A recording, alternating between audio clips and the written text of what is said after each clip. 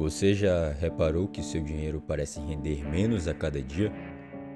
Sabe aquela sensação de que, com o mesmo valor, você compra menos coisas no mercado? Pois bem, isso tem nome: inflação. Hoje, vamos mergulhar nesse conceito que tanto impacta no bolso dos brasileiros. Entender como ele funciona, de onde vem e principalmente como afeta o nosso dia a dia. Vamos explicar de forma clara, sem complicações, para que você entenda tudo de uma maneira simples e prática. Primeiro, o que é inflação? Imagine que você tem R$ 100 no bolso e vai ao mercado hoje. Com esse valor, você consegue encher o carrinho com uma boa quantidade de produtos. Mas daqui a um mês, ao voltar com os mesmos R$ 100, você percebe que só consegue comprar metade do que você comprou da última vez. Isso acontece porque os preços subiram, mas o seu dinheiro continua o mesmo. É exatamente isso que a inflação faz. Ela reduz o poder de compra. E essa alta dos preços não acontece de maneira aleatória. Ela pode ser provocada por uma série de fatores, como o aumento da demanda por produtos, o custo de produção que sobem, ou até mesmo eventos internacionais que impactam a economia, como uma crise global. Mas será que a inflação afeta todo mundo de forma igual? Não exatamente. Quem sofre mais com a inflação são as pessoas com menor poder aquisitivo, pois uma parcela maior da renda dessas famílias vai para itens essenciais, como alimentação e transporte. Quando o preço desses produtos aumenta, o impacto é direto e imediato. Por exemplo, o aumento no preço do arroz ou da gasolina pode parecer um detalhe pequeno para quem tem uma renda mais alta, mas para muitas famílias isso significa ter que escolher entre comprar comida ou pagar as contas. Agora, vamos voltar no tempo para entender o contexto histórico na inflação do Brasil. Nos anos 80 e início dos anos 90, o país viveu um período de hiperinflação. Para você ter uma ideia, os preços dos produtos poderiam dobrar em poucos dias, o que gerava uma corrida aos mercados, logo após as pessoas receberem os seus salários. O que era uma simples ida ao supermercado se transformava em uma estratégia de sobrevivência. As pessoas compravam o mais rápido possível para evitar que os preços subissem no dia seguinte. Mas no caso do feijão, o aumento chegou a 100% nos últimos 60 dias. Foi um período de grande instabilidade econômica, onde os brasileiros viviam com incerteza de quanto as coisas custariam no próximo mês. O impacto era tão devastador que o dinheiro parecia desvalorizar diante os olhos das pessoas, gerando um clima de desconfiança e caos. Mas o que causou essa hiperinflação no Brasil? Basicamente, foi o resultado de anos de descontrole nas contas públicas e na política monetária. O governo imprimia dinheiro para financiar seus gastos, o que aumentava a quantidade de dinheiro em circulação. Só que, ao mesmo tempo, a produção de bens e serviços não acompanhava esse ritmo.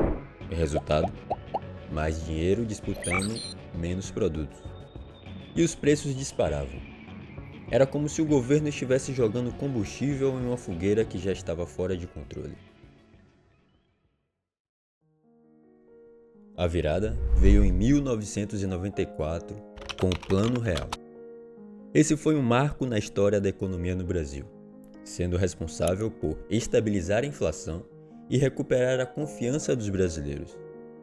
O Plano Real foi como uma faxina na economia do país. O governo introduziu uma nova moeda, o real, e adotou uma série de medidas rigorosas para controlar os preços. Além disso, o Banco Central ganhou mais autonomia para gerenciar a política monetária, o que ajudou a manter a inflação sob controle ao longo dos anos. Foi como colocar o país nos trilhos novamente, e os brasileiros finalmente puderam voltar a planejar suas vidas sem o fantasma da hiperinflação. Com a inflação controlada, as pessoas começaram a recuperar o poder de compra e a economia entrou em um período de crescimento. Mas isso não significa que o problema foi resolvido de uma vez por todas. A inflação é um desafio constante e o governo precisa estar sempre atento para garantir que ela não saia do controle novamente. A partir de 1999, o Brasil adotou o regime de metas de inflação, onde o Banco Central define uma meta anual para a inflação com base na expectativa de crescimento econômico e utiliza a taxa Selic como principal ferramenta para controlá-la. A taxa Selic é a taxa básica de juros da economia. Quando a inflação está muito alta, o Banco Central aumenta a Selic, tornando o crédito mais caro e desestimulando o consumo. Isso ajuda a segurar a alta dos preços, mas também afeta o crescimento econômico, já que menos consumo significa menos vendas e, consequentemente, menos produção. É como se o governo precisasse pisar no freio para evitar que a inflação dispare, mas sem frear demais a ponto de parar o crescimento do país. É um jogo delicado de equilíbrio que precisa ser ajustado o tempo todo.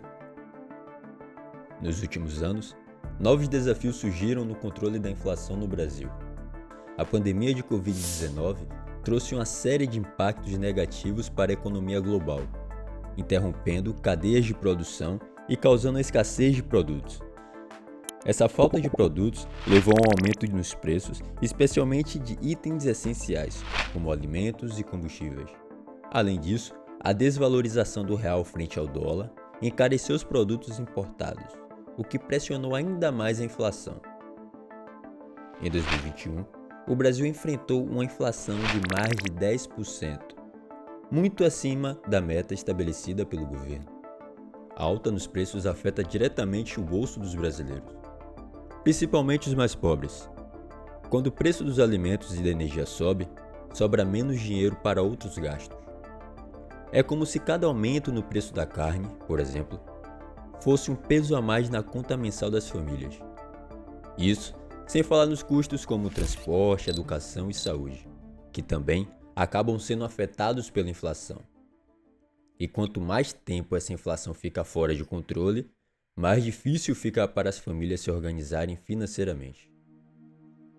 Então, o que pode ser feito para controlar a inflação no futuro? Uma das soluções passa por reformas econômicas que incentivem o aumento da produção e controle dos gastos públicos. O governo precisa garantir que a economia esteja crescendo de maneira sustentável, sem recorrer a medidas que aumentem o endividamento ou sobrecarreguem as contas públicas.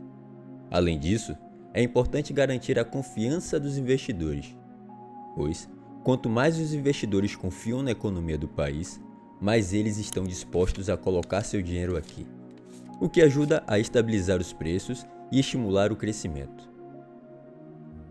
Outra parte da solução envolve o próprio Banco Central, que deve continuar utilizando as ferramentas que tem à disposição para controlar a inflação, como a taxa Selic.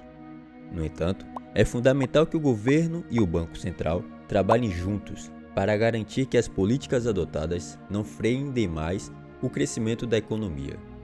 Afinal, o que todos queremos é um país onde a inflação esteja controlada, os preços acessíveis e as oportunidades de crescimento sejam iguais para todos. E por fim, o que você pode fazer para se proteger da inflação? Primeiro, é importante entender como ela afeta o seu bolso e buscar maneiras de ajustar o seu orçamento para não ser pego de surpresa pelos aumentos dos preços. Se possível, reserve uma parte da sua renda para investimentos que tenham proteção contra a inflação, como títulos públicos indexados ao IPCA. Isso pode ajudar a preservar o valor do seu dinheiro ao longo do tempo e garantir que você não perca tanto poder de compra. Agora que você entendeu melhor como a inflação funciona e como ela impacta o Brasil e o seu dia a dia, compartilhe esse vídeo com seus amigos e familiares. Informação é poder. E quanto mais pessoas estiverem informadas sobre esse fenômeno econômico, mais preparadas estarão para lidar com os desafios que ele traz. Afinal, a inflação pode mexer com o nosso bolso, mas estar bem informado é o primeiro passo para não deixar que ele mexa com o nosso futuro financeiro.